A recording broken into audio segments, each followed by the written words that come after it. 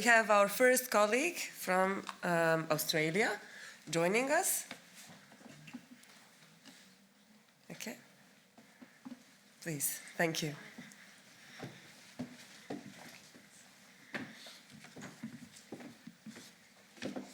Hi, everyone. I'm really excited to talk to you today about a very small project that we did in 2024 in Sydney.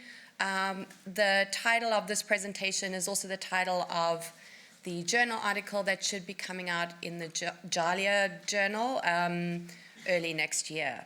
So the project really deals with a very small issue, and that's that generative AI models can sound very convincing, but they make errors, and errors are consequential.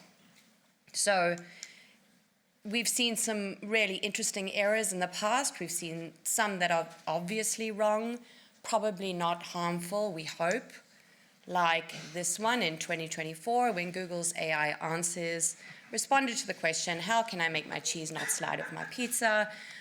With add some glue, mix about 1/8 of a cup of Elmer's glue in with the sauce, non-toxic glue will work.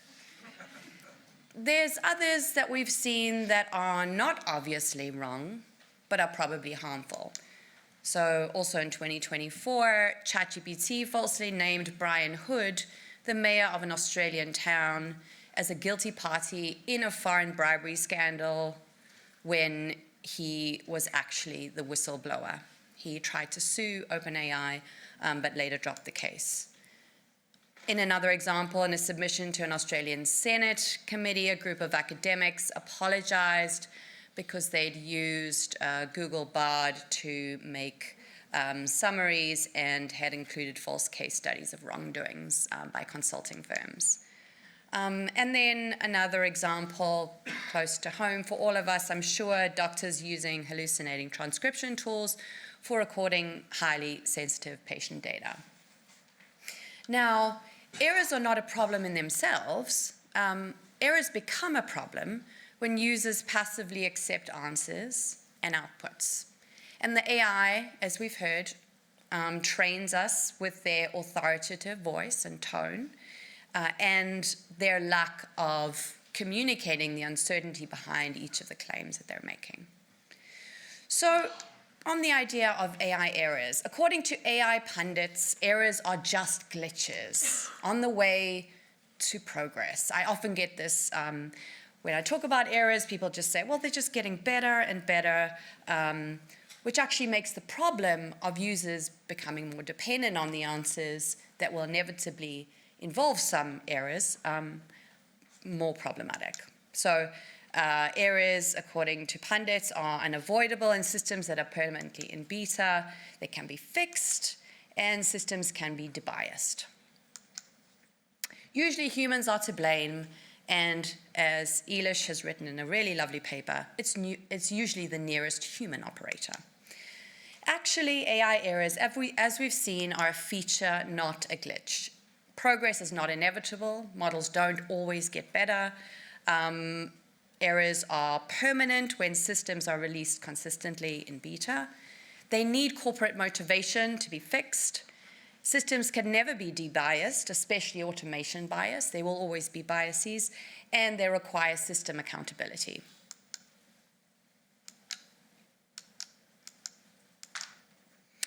Now, we believe that AI errors, in line with Mike Anani from USC, are really excellent public education tools for two reasons. One is that diagnosing AI failures is a great way of understanding the limits of an AI. So really great at teaching people that they're getting answers that are provided via pattern matching rather than any understanding of what we're asking and knowing an answer.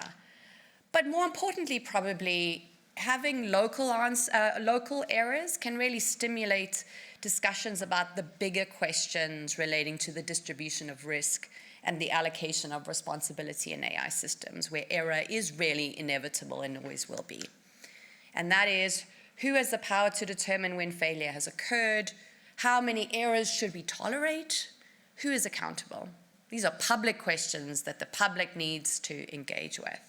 So in 2024, we conducted a pilot project that tested a hypothesis about AI literacy, and that one way to learn about generative AI is to understand not how it works, but to understand when it doesn't work and why.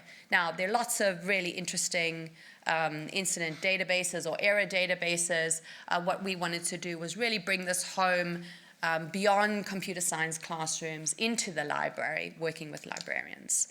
So we did a really small project in 2024. It was actually predominantly about educating librarians, who the Australian Library and Information Association told us needed and wanted more literacy about AI.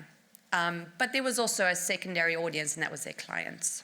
And it involved all these wonderful organizations, working with 4 libraries, UCS, the university that I'm from, another educational institution, and 2 public libraries from very different sides of Greater Sydney.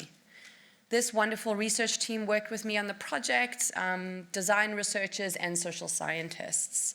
And we had a number of really amazing library co-designers.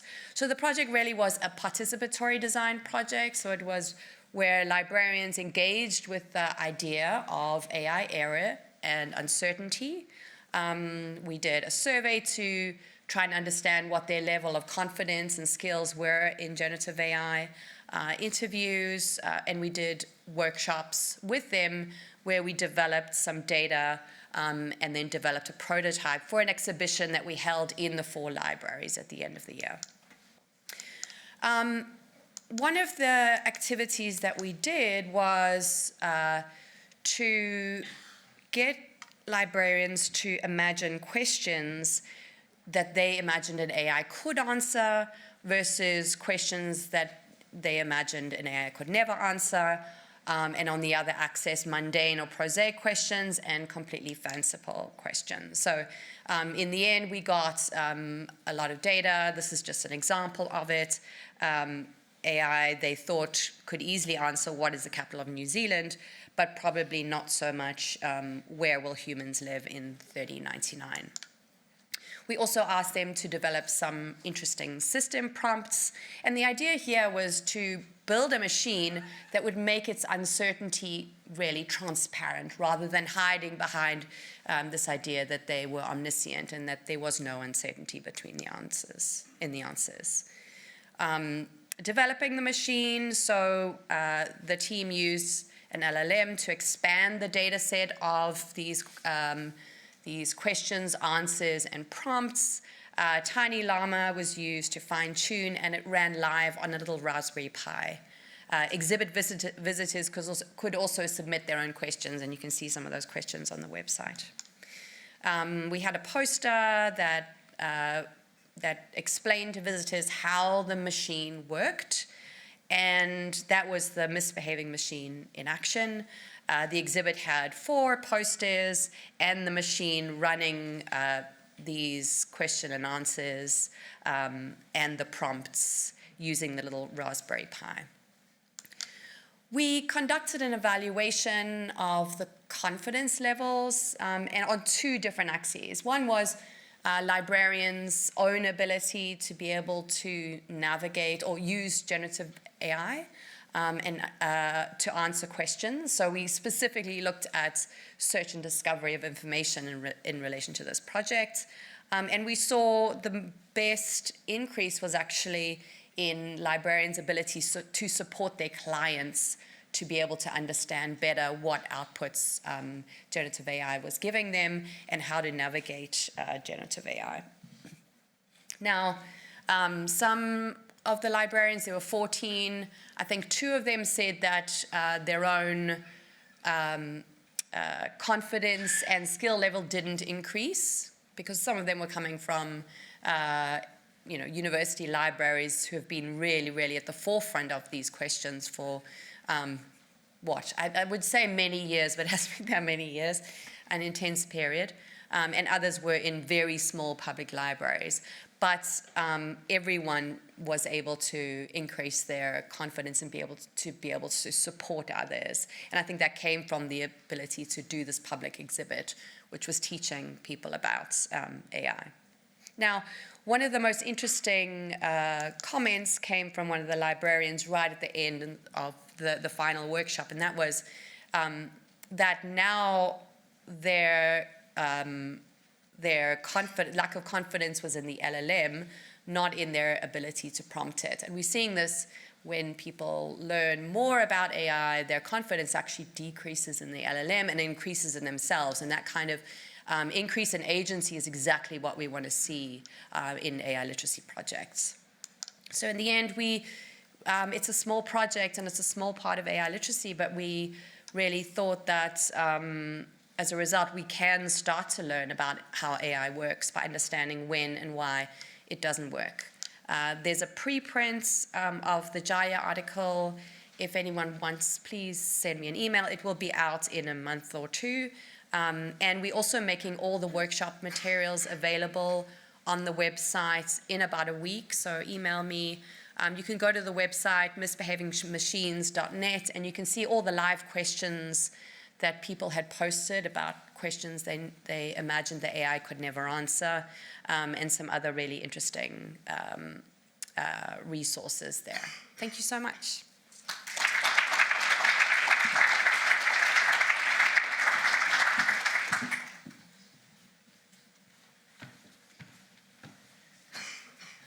Thank you so much, colleague from Australia. And well, sometimes traveling from Australia to UK is, I'll say, easier than coming from Sheffield to London. So unfortunately, the next presenter will be presenting us with a pre-recorded video. But hopefully, he will be able to join us online. And we're very lucky that we can have this opportunity to have this long distance also online. So please, I'm not sure if I should play this or our technical team can do that for us. Okay. So hi everyone, I'm sorry to be presenting online instead of in person, but thank you for having me. Thank you to the conference organisers for their understanding as well.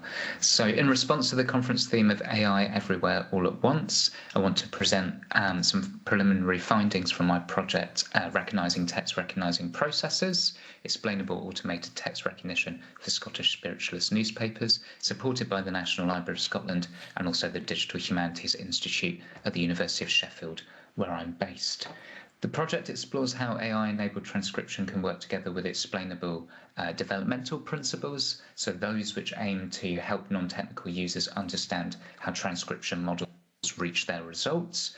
We choose to focus on ATR, the AI-enabled process of converting images of text into machine-processable data sets, a key tool for greater collection accessibility, ensuring data quality compared to previous OCR techniques, and also furthering digital scholarship. And this is exemplified by the talks that were given aligned with the transcribers and also TechClear teams as well this week. So in looking at ATR and explainability, I'll begin with a problem statement since I live with a philosopher. I'll then move to the study's approach, some already faced challenges, and finally a few findings. This is the second month of a 3-month fellowship. So count the caveats, as a lot of this is still in the early pilot stage. So we're well aware, through AI for LAM activities, this conference included, that there's a steady rise of AI evaluation and experimentation within libraries. And, across the different surveys that have been conducted, there's a sense that AI awareness, literacy and confidence is foundational to library institutions' critical adoption of these tools.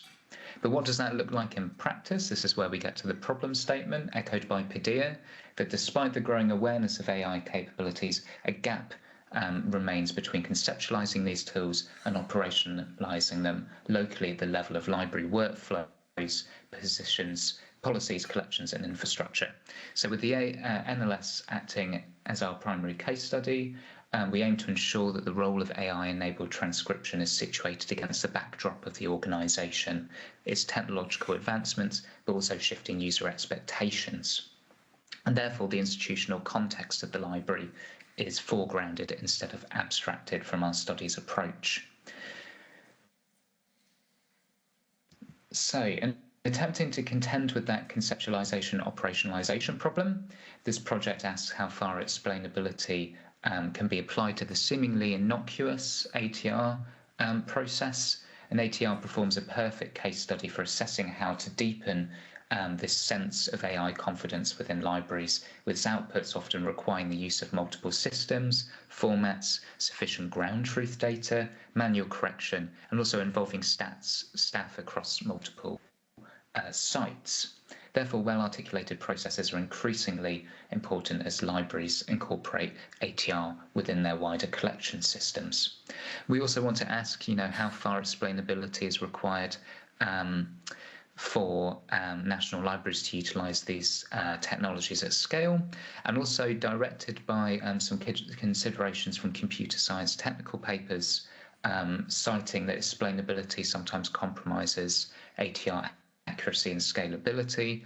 We want to, stress test that and ask if that's truly the case.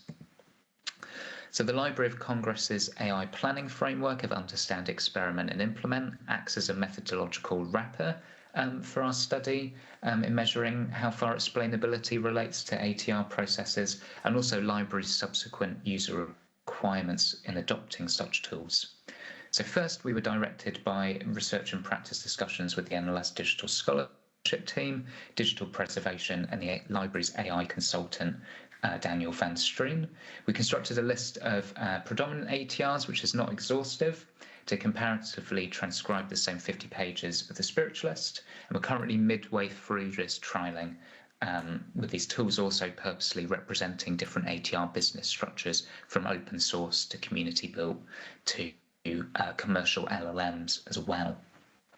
We also want to move beyond purely a quantitative evaluation, instead kind of adopting an interpretative curatorial assessment of these tools. So we're measuring the character error rate, so the number of characters per 100 characters that are recognised incorrectly through deletions, substitutions, insertions, against the qualitative coding of key themes across these providers' guides, how-to manuals, advice that we're conducting within NVivo.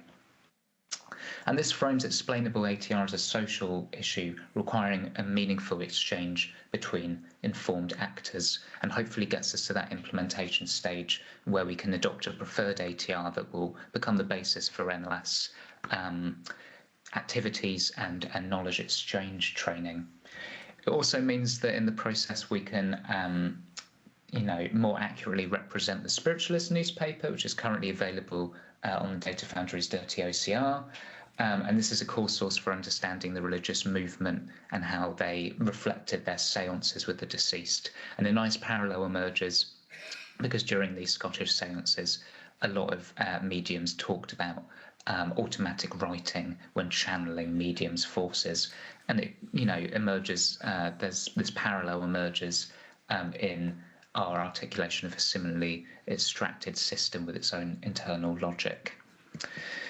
So some challenges: there's the long-standing issues of recognizing newspapers with complex layouts, and our process of using out-of-the-box ATR tools to kind of mimic the NLS's processing resources and need for streamlined approaches means that our study is even more susceptible to this. So currently, again, only the second month in, our most accurate CER has been through using Tesseract and OpenCV graphics around 25% character error rate, which is awfully high. But this also shows that if we were using purely quantitative benchmarking, this would be a major stumbling block. But instead, that qualitative, wider sense of these tools shows something quite interesting, that a tool based on legacy code from Hewlett-Packard, first developed in the 1980s, is still somewhat usable for recognizing newspaper texts. And these metrics were calculated externally against a reference text, and of course are specific to the Spiritualist. There's also a broader problem that's articulated by the Turing in their Doing AI Differently white paper, which highlights that as AI moves into qualitative domains, where interpretive judgment is required, like recognizing text using automated transcription, traditional benchmarks can easily break down. Obviously, we're still relying on character error rate, which should be one of those benchmarks. And also ensuring a fair technical benchmark across different systems that have different developmental priorities. So, commercial ATRs will have full-time maintenance, where OS tools are likely to undergo fewer updates and probably have less documentation in the first instance. So to finish, here are a few preliminary findings. So it appears that most ATRs, especially on newspapers, still require their manual layout approach before accurate baselines and text recognitions can occur. This is despite providers listing automated models for recognizing regions and document structures. We're also conscious of trialing visual language models, which process visual and text features simultaneously with the Hugging Face support from Daniel. And in terms of explainability in ATR tool guidance, we corresponded these character error rates and their coverage to each tool's guide and through in vivo. So here's a Spearman ranking, which shows monotonic relationships, how consistently the ordering of one variable matches another. And we ordered each tool across several criteria, interpretability, transparency included. So although preliminary, this table shows that explainability in ATR manuals differs tremendously between providers and even within self-contained documentation. Though interpretability and transparency partially aligns to ATR openness, OS and community-built tools still require greater contextualization of processes to allay anxieties. And finally, in correlating these values as a data matrix in RStudio, greater interpretability is seen to moderately align with improved tool accuracy. And of course, some of these issues could come from my potential skill gaps. It could be a me problem in just a self-ethnographic critique of how I've used these tools.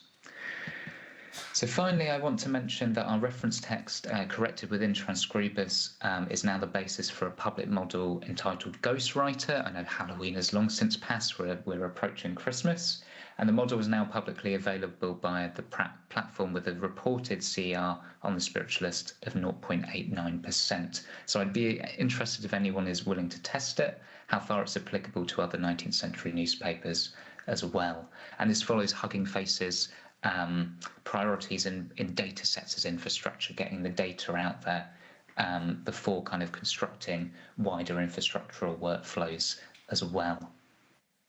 I should say, to finish up as well, at the DHI, we're also developing a web interface to enable users to toggle between each ATR transcription, to interactively compare results with that curatorial human eye, as well as part of the benchmarking process. And we'll provide the evaluation data and Vivo codes, data correlative code as well. All of that will be available. So watch the space, and thank you very much.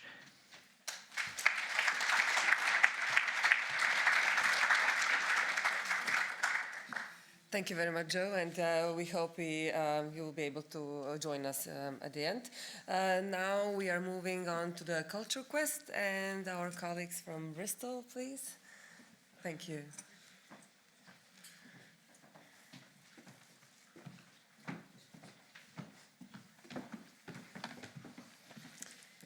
Thank you. So we're going to talk about CultureQuest, which is a public-facing game that we made that's powered by generative AI. And we'll be, sorry, I should have said the team that we have here, myself, I'm Richard, we have Francis here, and also we have Tom from Meaning Machine. So we're going to talk about conversing with AI in museums briefly. We'll then talk about how we built the game, and we'll then talk about the research findings that we conducted with the player study. So what was CultureQuest? It was a collaborative project between the University of Bristol, Meaning Machine as our industrial partner, and Bristol Museums and Art Gallery. It was funded by Digital Catapult, and we ran from April to July 2025, so it was a 3-month sprint, really. The output was an AI-powered quest-based experience that visitors could use to explore the Egyptian Gallery in Bristol Museums and Art Gallery in a completely new way. We had 3 particular challenges that we had were trying to investigate while we ran this project. The first was, can we use Gen AI to power engaging cultural heritage experiences that are co-designed with curators, are tailored to visitor interests, and are culturally sensitive? This is because we know that there's a sort of general push, at least in the UK, for museums to explore this sort of technology, but there isn't a lot of space left for kind of creative interpretations, uses that could go beyond off-the-peg tools. The second challenge was that museums are absolutely essential spaces of public knowledge and understanding and interpretation, but they have seen year-on-year decrease in numbers and funding, and yet we know that technology and technical experiences, digital and mediated experiences, can drive repeat visits. So we were interested in whether an AI-powered game could produce similar kind of effects in the moment. The third challenge was that a lot of these technical experiences are actually really hard to deploy, maintain, as many of us will know. VR headsets break down. There's just a lot of challenges in that space. So we were interested in, from the off, can we design a scalable experience that is deployed on a mobile device, indeed a device that users could bring to the experience, to the museums themselves, and whether that would sort of allow for that kind of scalability from the start. So they were our guiding questions. What did we do? So what we did is we brought the gods to life in the Bristol Museum Egyptian gallery. And when we say brought them to life, what I mean is we made cardboard cutouts of them. However, these cardboard cutouts were talkable to, conversational interfaces via, you scan a QR code on the gods, and you would be able to talk to them via a WhatsApp-style interface. So once you spoke to Ra, scan his QR code, then Ra is in your pocket and you can talk to Ra as you navigate the museum. And what we did was we created a pretty intricate, interconnected quest where the 4 different gods would direct you around the museum space to complete various different quest objectives that were relevant to their own personal stories. But those quest objectives would require you to engage very deeply with specific objects in the museum. And basically the premise was, can we create a new way and a new, more engaging, immersive way of getting visitors to engage with existing collections, but in a way that felt really fluid, really conversational, and fundamentally fun? All right, so how did we actually design or co-design this quest? So thinking about kind of how it actually works, the idea is that the visitor comes into the Egypt Gallery, so the quest is based in the Egypt Gallery in Bristol Museum and Art Gallery, and they, as soon as they sort of enter the game, they take on the identity of this deceased Egyptian woman whose coffin is in the gallery, crucially coffin, not human remains, so that is a picture of her coffin there.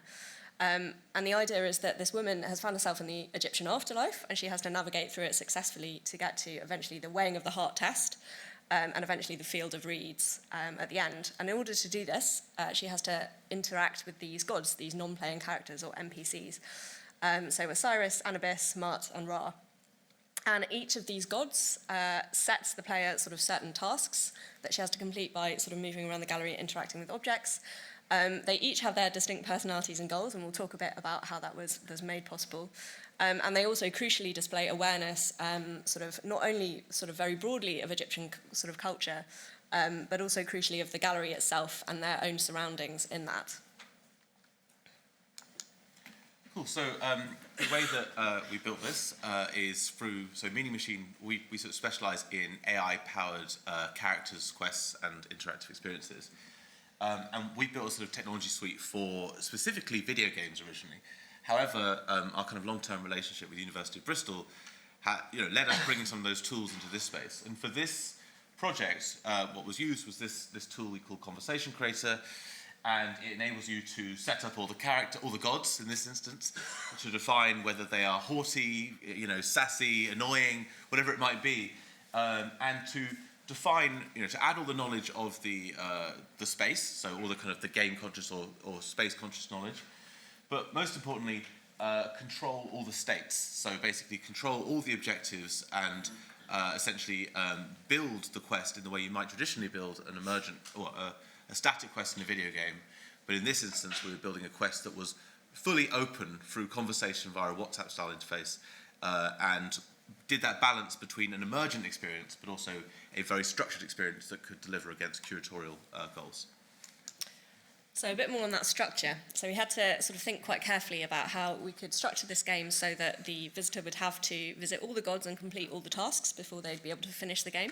But we wanted it to be able to kind of flow quite naturally as well. So what we did was we had each god setting one sort of self-contained kind of quest, and then another one that would take the visitor to another god. So an example of one of those self-contained quests is that set by Ra. So Ra tells the player to go and find out the name of the crocodile god and to find something that would be suitable to offer the crocodile god as a kind of religious offering. So the player sort of looks around the bit of the gallery that Ra is based in. They alight on this sort of little mummified baby crocodile. They then think, oh, maybe that could be good. So they use the sort of information on display, the touch screens and the display boards in the museum to find out more about that object. They discover through that the name of the crocodile god is Sobek. They then go back to Ra via the app and say, oh, I found a mummified baby crocodile, and the god's name is Sobek. And we sort of allowed some leeway there with keywords as well. So someone might say, oh, I've found something that looks like a lizard that's wrapped up, and that will be allowed as well. So then Ra will say, well done, thank you very much. Here's your next task that will then take you to Osiris. So just a bit more about how that interaction actually works. So we've talked a bit about this WhatsApp-style chat. That's a bit of a closer look at what it looks like. The idea eventually is that visitors would be able to use their own smartphones to use this. But for this sort of trial, we use kind of university-provided smartphones. So they scan a QR code on a cardboard cutout of a god to sort of chat, and as they start that conversation, they'll find out that each of these gods has their own sort of distinct personality. So Ra, for example, is extremely haughty and thinks he's far too good for all of this. And because we've got this sort of great AI-powered kind of system behind it, that enables sort of those conversations to be much more fluid. So, you know, the AI, the gods have kind of been fed with this curatorially approved data, not only about the gallery, but about Egypt more broadly. And that enables them to sort of respond very fluidly to any sort of questions or kind of comments that users might have. And that extends to sort of slightly left field ones. So, for example, one of Meaning Machine's sort of testers asked Anubis about vapes, and he managed to handle that quite nicely. So it's a good bit of flexibility there. So beyond just building it and working with the museum, that in itself was a really interesting part of the research, but we also put 40 people in front of it. These were selected people. We offered a sort of invite to a research study. This wasn't quite ready yet to sort of just allow anyone to come and experience it, but we put 40 people through it in a scientific controlled study where we had one single variable, which was whether people play it as an individual or play it as a group. We had a hypothesis that people playing as individuals or groups would have different experiences. This very much held up. We also took a whole bunch of data around kind of their experiences of museums, and galleries and archives, the kind of knowledge they have of ancient Egypt to sort of be able to benchmark where they were at before they went into the experience. And then we did a whole series of interviews with them afterwards to kind of gather their interests and their experience of the quest. These are our initial findings from the qualitative interviews. We've done a kind of thematic analysis. We've distilled sort of 8 key areas that people have discussed or draw attention to in their experience of the quest. As I said, our hypothesis about group dynamics very much held up. Groups really enjoyed the quest. It was like an escape room for them. They could sort of set individual members of the group off to go and kind of explore the gallery, find something, problem solve together. That really worked. Individuals did enjoy it as well, but for sort of different reasons. They also got a bit sort of held up sometimes on some of the quests. They sort of couldn't get that much further through because they didn't have that problem-solving capability. But characterization was absolutely essential. So we talked about sort of really trying to lean into sort of the absurdity of the fact that you're talking to the gods, how these kind of characters come about. So we got some wonderful quotes here. I got into an argument with Anubis. It felt much more alive. Ra was angry. I liked the antagonism. People liked the fact they were quite sassy. So we really think the characterization was essential here. You had to have an engaging, interesting experience. The narrative was also key. We'd really observed that when people walk around the gallery, they kind of just sort of amble through. They don't really spend time looking at the objects in a sort of structured way. The gallery is quite kind of open. It's sort of mysterious. Uses a lot of touch screens that are quite old and clunky now. So we did find that actually by putting a narrative in that place, directing people explicitly to go and look at certain things, changed the way that people moved in the space. And that really then leads into the engagement. We were interested in, does this improve engagement? Does it sort of change how people interact? According to the study that we conducted, obviously limited in number, but it does show that for certain people it really did engage them. We have some wonderful quotes, such as people had been to the gallery before but not really engaged with it. That tracks with what we had experienced, but this prompted me to engage more, forces you to look around more closely, felt like being a kid again. Having said that, we found there were some drawbacks. The objectives were not that clear in the experience. We needed to sort of better scaffold that in future iterations. And the integration with the gallery, with the space that it's in, is always going to be the most important element of whether this could work in other spaces. So we try to kind of draw on the information in the touchscreens and on display and the objects, trying to triangulate all of that with the quest structure. That worked to a degree for some people. For others, they didn't want to be on the phone as much. They wanted to be off the phone, so audio would have been perhaps better for them. Actually really interacting with the objects. Could you take photos of them, send them to the gods? That would have been interesting. We weren't able to do that in 3 months, but these things all sort of came up in the study.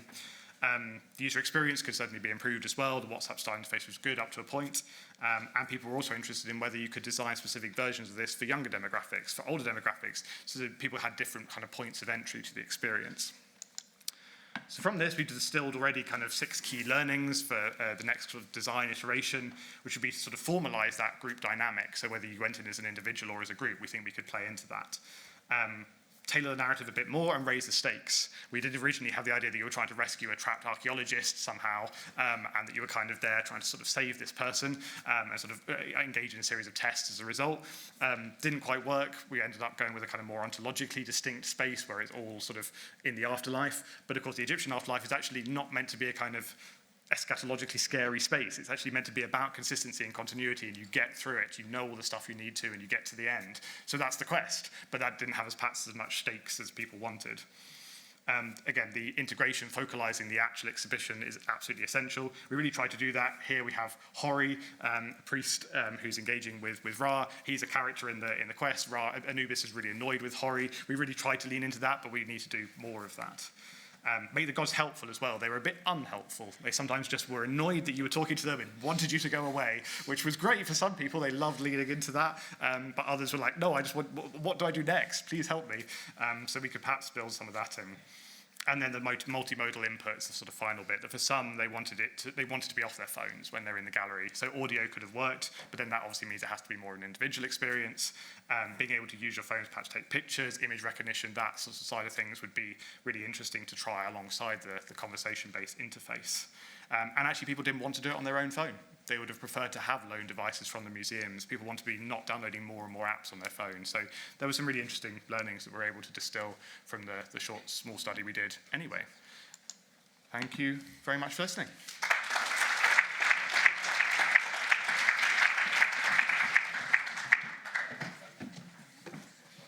Thank you very much. And now we have a colleague from the National Library of Germany. Please, Les the last presenter. Thank you. Thank you. And now for something completely different. Misbehaving slides. I can't see my notes. Is that? Thank you. Hello, everyone, is the first note. I'm Philippe Genêt from the German National Library, and in the next 10 or so minutes, I will take you down the path we are exploring in the pursuit of copyright-compliant LLMs trained on our holdings. Let me start with some facts about our library. In Germany, every publication, text or audio, has to be deposited at the National Library. Since 2006, we also collect digital publications, books, of course, but also music, misbehaving slides, maps, newspapers, magazines, and websites. This is covered by a law and a regulation. By the end of last year, our collection held more than, numbers ahead, 53 million publications, of which about 17 were digital. Since we acquire about 2.5 million digital works per year, we should by now hold nearly 20 million.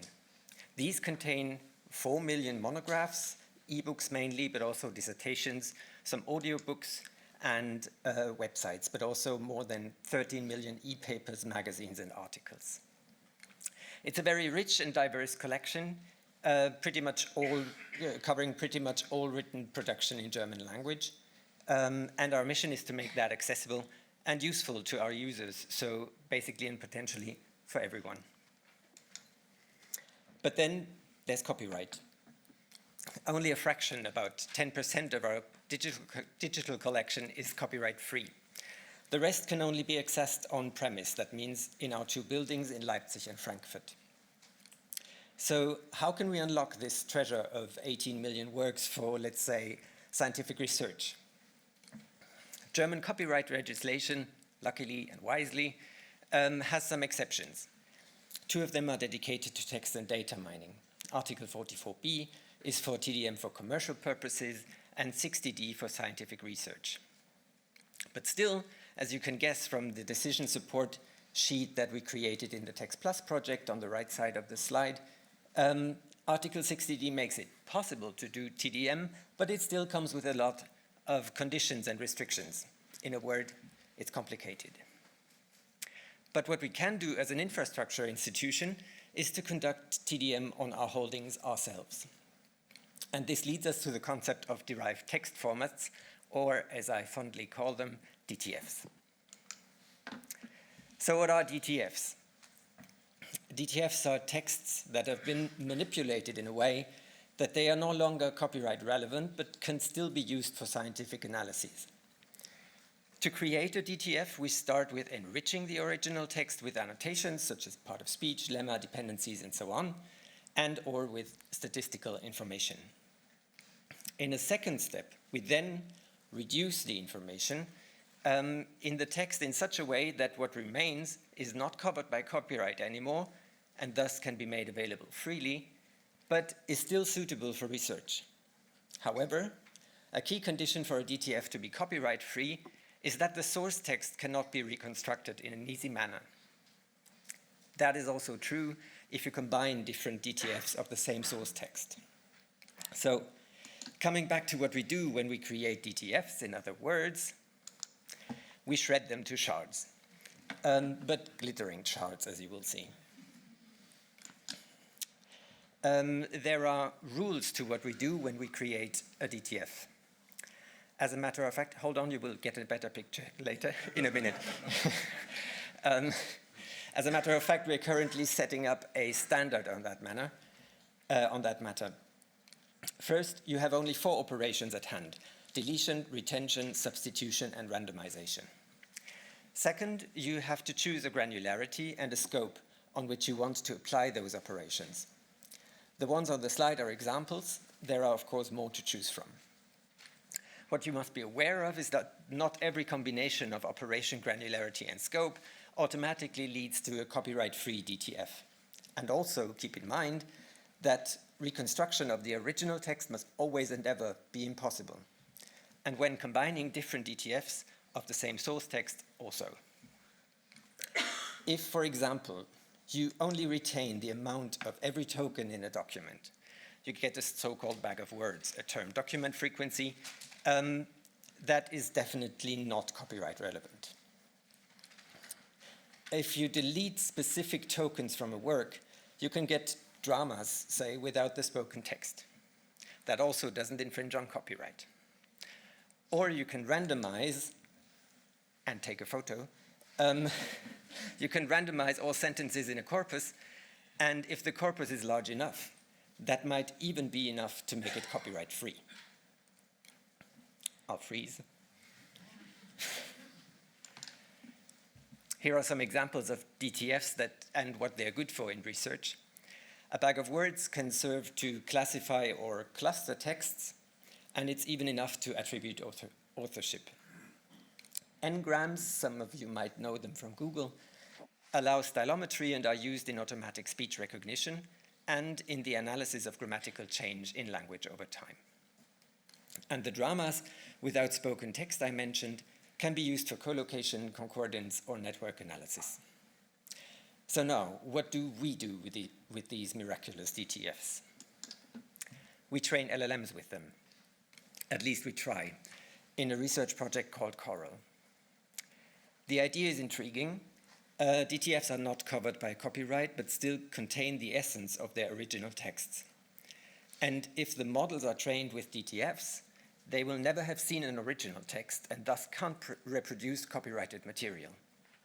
That would mean we could release such a model freely and boost the usefulness of our library to previously unknown heights.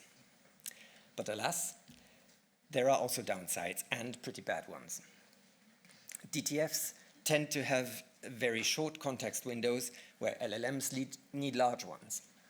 Many DTFs have lost the sequential information of the original wording, and thus make it hard for models to learn to next token prediction, and so on and so forth.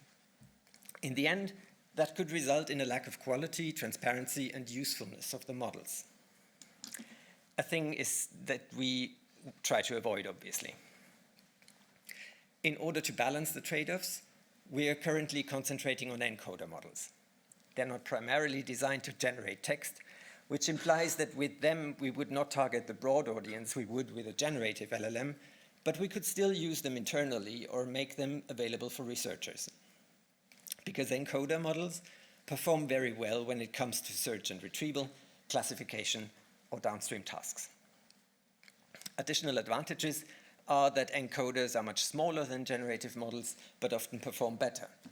Plus, with encoder models, positional information that is often missing in derived text formats is not strictly necessary in training. And on top of all that, training an encoder model is a lot cheaper. The Coral project is almost at its half-time, and this is where we stand. Currently, encoder models seem to be a good option to make efficient use of DTFs and lower the risks to reproduce copyright-protected material. If that should fail or fall short of our expectations, we can resort to start training a base model with those full texts in our collection that are not protected by copyright and fine-tune it on derivatives of the protected ones. And if that also doesn't lead to satisfactory results, we can do what everybody does these days, we'll use RAG. We are happy and excited to see the first models trained on our free material that should be ready by March. Thank you for your kind attention. Please feel free to contact us for further information or turn to the project websites for updates. And now I'm happy to take your questions.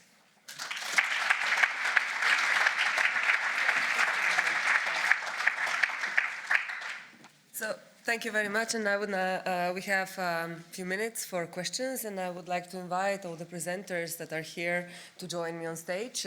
Also maybe for the picture, if there's somebody with a phone in the auditorium. Unfortunately, I was just texted by our colleagues that the connection with Sheffield is completely cut, so the colleague will not join us online, but please for other colleagues, and I would encourage first questions. Where shall we start? Yeah, there at the back, please.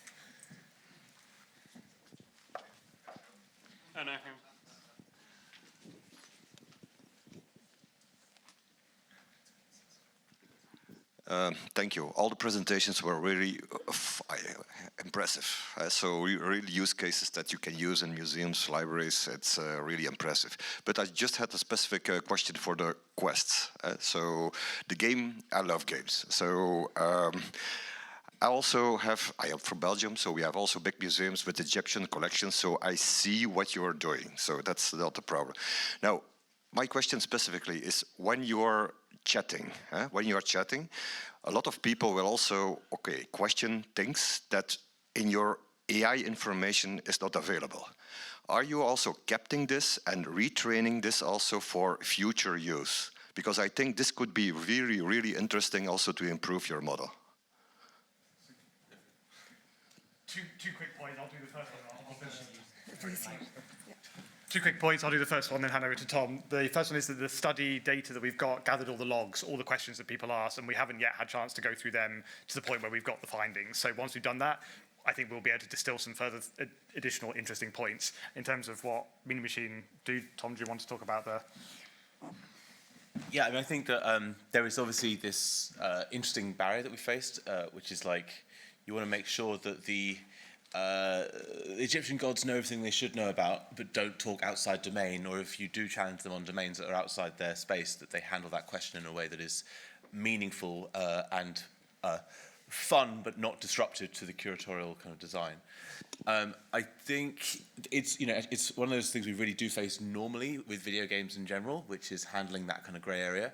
Our general principle is that there is a slider, right? It depends on the type of experience you want to create. you can go with a world in which everything is super rigid and actually only the sources of truth are the sources of truth and you can't talk outside that. Or you can kind of essentially slide it over to the other side and enable improvisation in certain areas. So, for example, backstories, stuff that might be relevant but isn't actually inscribed in a RAG entry. But it is like very much a decision, and it very much depends on the specific requirements of that space and of that collection. And I think it's one of those things we're definitely really interested in exploring further. Thank you for the question. Next one, yes, here, Hannes, please. Hello, I have a question for Philippe, but maybe I missed it, but how do you create, or who creates the DTFs? I didn't mention that. Thank you for the question. We have strong partners in this research project who are lucky enough to have HPC computing power. Without them, we couldn't possibly do that. So these DTFs are created in the HPC surrounding, and we're experimenting which formats are most suitable for training. So we're varying this.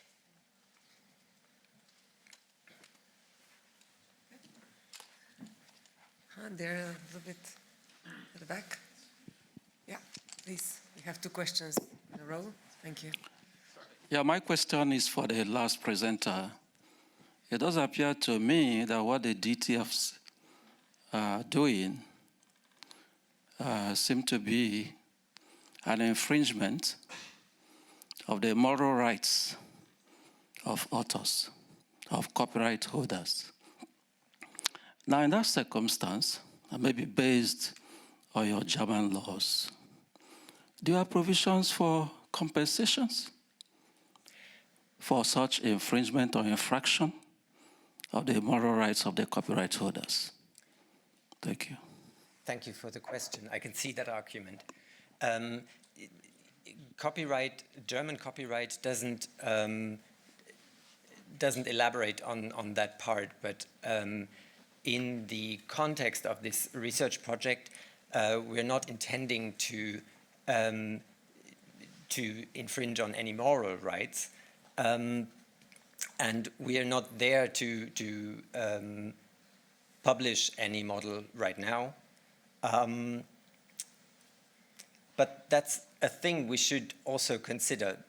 So we haven't thought about that yet so much because the legal side doesn't prevent us from doing this. And legislation is also thinking about this in terms of making it possible for authors to opt out of their works being included in training of models and stuff, but that's not in place right now.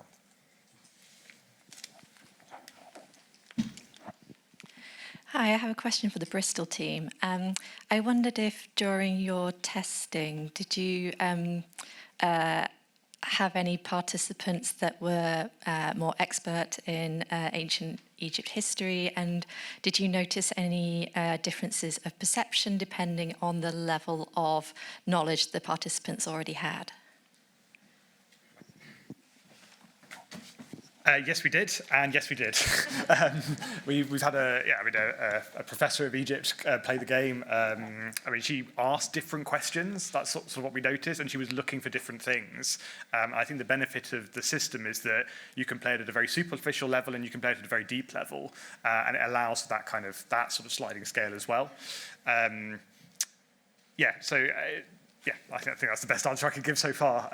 When we've digested more of the data, I think we'll be able to sort of talk about that differential a bit more meaningfully, but it is there. Thank you.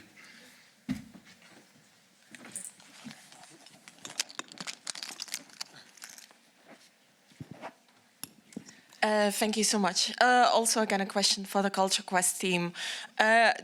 In the game, do you acknowledge the colonial legacy of the artifacts that you're dealing with, and if so, how do you make that transparent, and how do you deal with that?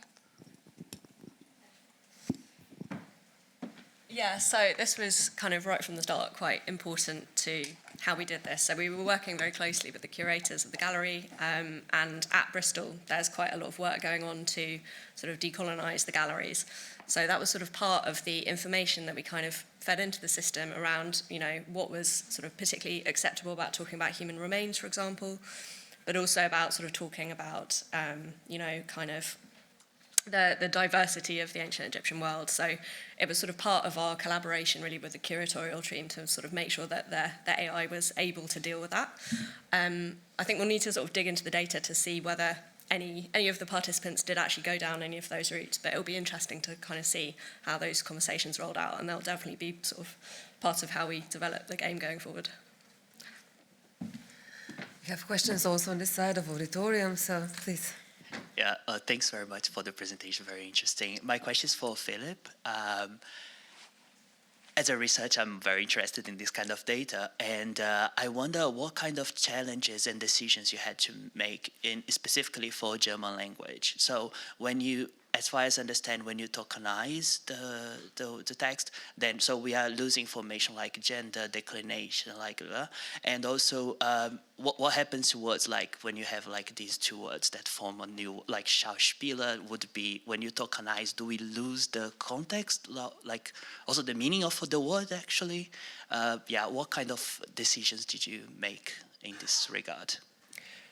We are not at the stage where we make these decisions right now, but actually yes. When creating derived text format, you first enhance text by adding lemma information or POS tags, and so this prevents a bit from losing all this context. And then you have different tokenizers that still keep this information of combined words and stuff. So we try to lose as little as possible, and we also try to clean as little as possible, so that we have the whole variety of German language in that model. Thank you very much. I think we have one more question, and maybe for online, if there's something still. We can, maybe just one question, yeah. Okay, yeah, please. Just a question for Heather. I thought your presentation was brilliant. I'm a lecturer at KCL, and this kind of work would help tremendously students and researchers at very early stages. Are there plans to expand and to like maybe start like formal training, which we're desperately looking for, like to extend it into higher education? Thank you so much for your kind words.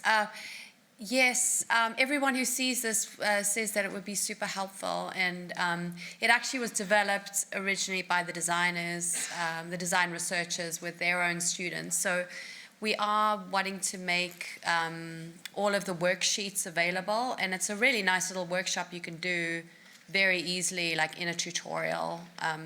So if you want to email me, but yeah, on the website there will be, probably in the next week, we're going to make all the worksheets available, and you can do it probably in an hour and a half, or you can do a more truncated version.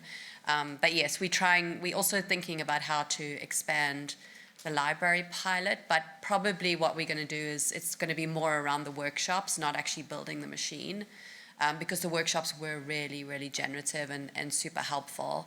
And making light versions available of the exhibition that people can use in rural libraries and elsewhere. But thank you so much for your support. Thank you. Thank you very much. I would like to welcome another applause for our presenters, and we can go.